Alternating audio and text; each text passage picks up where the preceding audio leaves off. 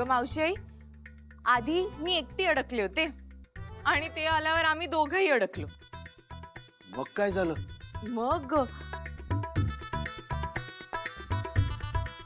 मग मला लीलागिरी सुचली.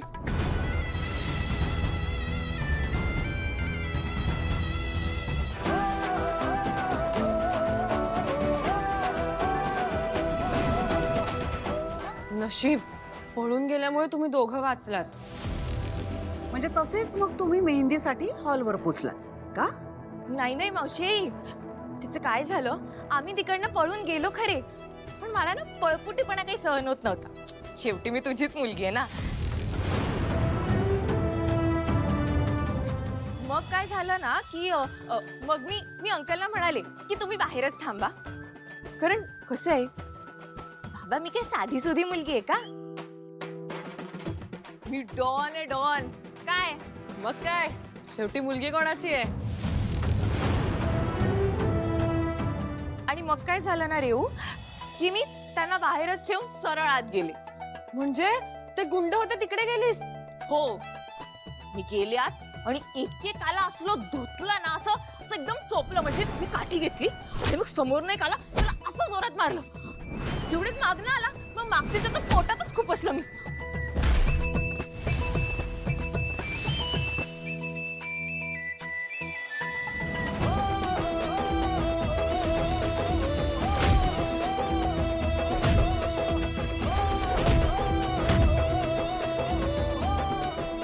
इकडनं आला, इथल्याला असं मारला ना, तो भिंतीवर सापडला आणि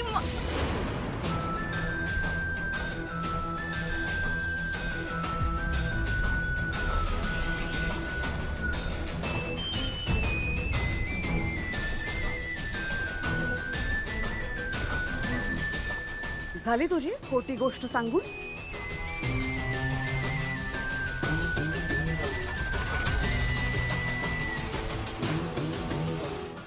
मावशी आई, मी खरंच तू सांगतेस तसं घडलं असतं तर एजनी लग्नाला नकार का दिला असता?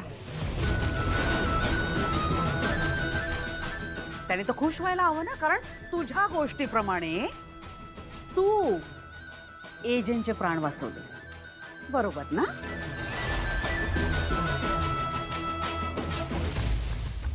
काय पॉइंट काढलाय मावशी आईनी? ही सगळी गोष्ट फिरवून तर सांगितली, पण एजेंनी लग्न का मोडलं याचं कारण काही सांगितलंच नाहीये ना. लीला, ते नीट सांगायला हवं हा तुला. कालिंदी बरोबर बोलते. मग लीला, त्यांनी लग्नाला नकार का दिला? हो ना ताई, नकार का दिला त्यांनी? ते काय झालं ना, आता कसं सांगू मी तुम्हाला, तुमचा ना विश्वास नाही बसणार माझ्यावर.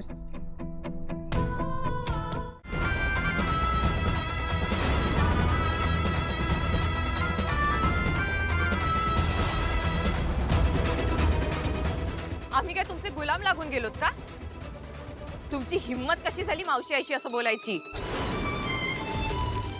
माझं एजंट बरोबर लग्न होऊ दे किंवा नको होऊ दे, त्याच्याशी तुमचा काय संबंध? आणि राहिला प्रश्न तुमचा, तर मला तुमच्याशी मुळीच लग्न करायचं नाहीये.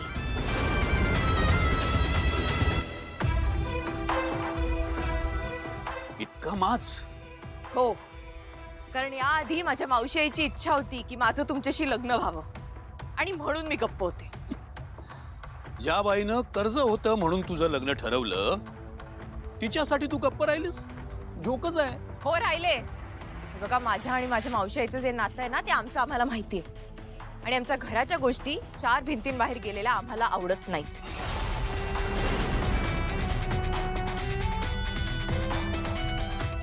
आमची फॅमिली म्हणजे एक टीम आहे, आणि टीम मधली प्रत्येक माणसं ही वेगळी असतात. माझी मावशी आई, माझी आई गेल्यावर ना, तिने मला मोठं केलं. मी आज जे काही आहे ना, ते सगळं माझ्या मावशी आईमुळे. त्यामुळे तुमची ही अरेरावी इथे नाही चालणार. तुम्हाला काय तुमचा हप्ताच हवाय ना? मी देईन तुमचा हप्ता.